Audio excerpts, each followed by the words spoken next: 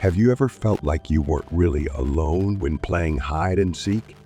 Hide and seek, a seemingly harmless childhood game where players hide in the dark, quietly waiting while someone else tries to find them. But what if it wasn't just you and your friends? Many strange stories have been told. Soft breathing behind the curtains, a wardrobe door suddenly opening, or worse, a mysterious player who wasn't in the game at all. The two stories I'm about to tell you will make you think twice about this game. Would you dare to play hide and seek after hearing them? Story 1. The Mystery of the Chase. It was a cool Friday night in early fall. The kind of night that makes you want to wrap yourself in a hoodie and spend hours outside, even after the sun has set. I was hanging out with my usual group of friends, all of us neighborhood kids who had grown up together on the same block. We weren't your typical suburban group. Our neighborhood was a little more spread out, with fewer houses and more open space, which made our favorite game, Manhunt, even more fun. I was 16 at the time, one of the oldest in the group. My best friend Dan is the same age as me, although a little younger. Then there is Alan, who is 17. Johnny and Daniela, both 14. Nick is 13 and Tom, the youngest, is 12. Despite the age difference, we all got along, probably because we were the only kids there. Manhunt had become a Friday night tradition, and we always played near Daniela and Nick's house, which was in the center of our little community. That night, it was our turn to hide first. Dan and I teamed up along with a few of the younger kids. We had scouted our hiding spots earlier in the week, and Dan had suggested we hide in Mr. Nelson's old house, which had been vacant since the old man passed away a few years ago. The house was on the edge of the property, near a small lake, and it was perfect for our game. We headed to the back of the property, where a line of bushes made for great hiding spots. Dan, always the more daring one, decided to take things a step further. He found a sliding window that had been left ajar and tried to crawl inside. I stayed outside, crouching low in the bushes, keeping an eye out for other kids looking for us. As I waited, I scanned the windows of the house, hoping to catch a glimpse of Dan. After a few minutes, I finally saw him, or at least I thought it was him, peeking out of one of the upstairs windows.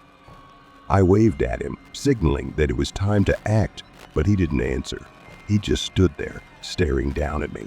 I wasn't sure if he could see me clearly, so I decided to go inside and call out to him.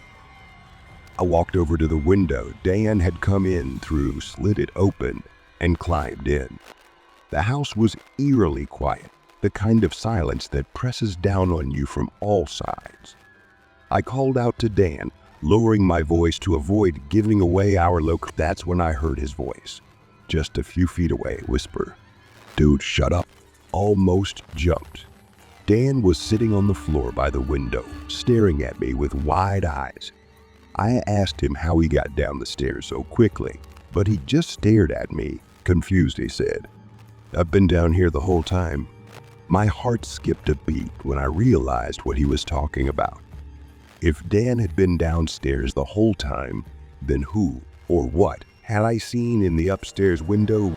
We both looked up at the ceiling, just as a loud creak echoed through the house. Something was moving upstairs. Without another word, we both ran to the window and climbed out. The game was forgotten, and we headed straight for Nick's house, where we found the others. We quickly explained what had happened, and the group decided to call it a night. Years later, after I had moved away for college, I heard that the house had finally been bought. A young couple had moved in, eager to start their new life. I wondered if they knew about the history of the house, about the strange events, about what we had seen. I thought about visiting, about warning them, but I never did. Story 2. Hide and seek at the haunted farm.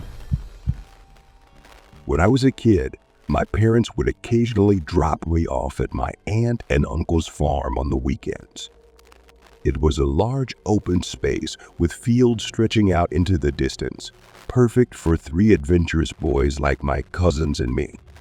My cousins, who were about my age, and I were free to explore the place, and we often found ourselves exploring the nearby abandoned farm just a half-mile away.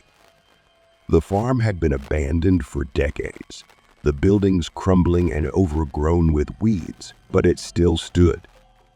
To us, it was a treasure trove waiting to be discovered, and the stories my cousins told about the place only added to its eerie. They told tales of a man who went insane, killed his entire family with an axe, and then committed suicide in the barn. According to them, his angry spirit still roamed the land, looking for new victims. Even though I was young, I knew they were probably exaggerating or just repeating old rumors, but the setting made it easy for me to believe in ghosts. One afternoon, we decided to play hide and seek at the abandoned farmhouse. When it was my turn to hide, I sprinted toward a rickety, old brown barn that had a living quarters on the top floor. I climbed the rickety stairs, each creaking echoing in the empty space, and began searching for the perfect hiding place. The upper floors were littered with the remains of a long-forgotten life, broken plates, tattered clothes, and crumpled books scattered across the floor. Finally, I found a small room with a seemingly perfect closet. Long black dresses still hung on the inside rail, and I thought they would make a great hiding place. I crawled into the closet and tried to close the folding door, the only light coming from the thin gap between the door and the door frame. I crouched down, knees drawn up to my chest, and waited for my cousins to find me. Minutes passed, then hours, and still no sign of them. The wait became tedious, and I debated whether to surrender, but stubbornness kept me in place. Finally, my head dropped, and I fell asleep. I jerked awake, disoriented and confused, as darkness enveloped me. It took me a moment to remember where I was and what I had done. But when I realized it was dark and I was alone in the abandoned barn, fear welled up deep in my stomach. I tried to stand, but a severe cramp in my calf forced me to lie still. I wiggled, trying to ease the pain, when I heard the door slam downstairs. My blood ran cold, and I froze, hoping it was one of my cousins finally coming for me. The silence that followed was terrifying, but then I heard footsteps, slow, heavy, cautious footsteps with a thump after each step. These were not the footsteps of a child. Panic gripped me, and I held my breath, praying that the footsteps would, but they didn't. The sound continued up the stairs, each step cautious, each thump sending a chill down my spine. My heart pounded in my chest as I realized that whatever was coming up the stairs was not one of my cousins. The footsteps reached the top of the stairs and stopped.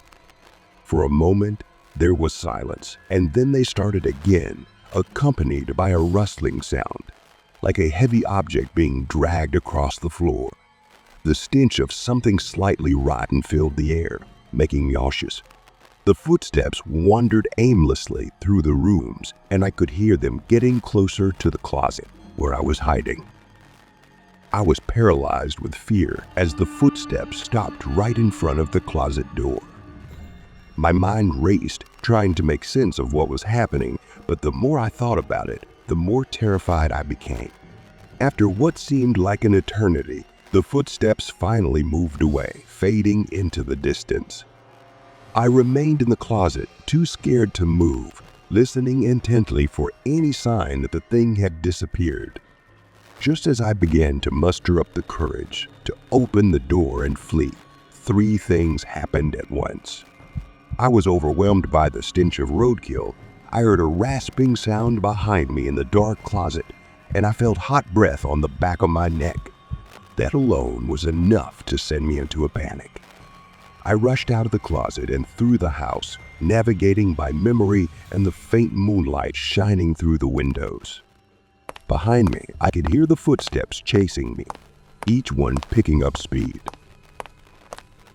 My escape was clumsy and chaotic, full of stumbles, crashes, and blind falls.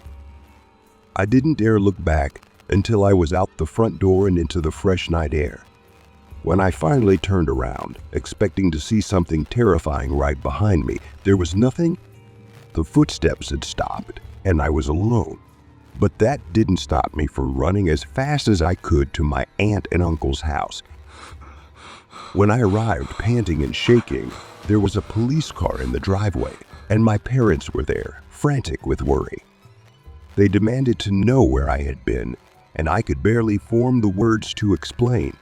My cousins apparently gave up looking for me by nightfall and went home to tell their parents that I was missing. The police were called and searched the entire farmhouse without finding any sign of me. Years later, one of my cousins finally told me the whole story.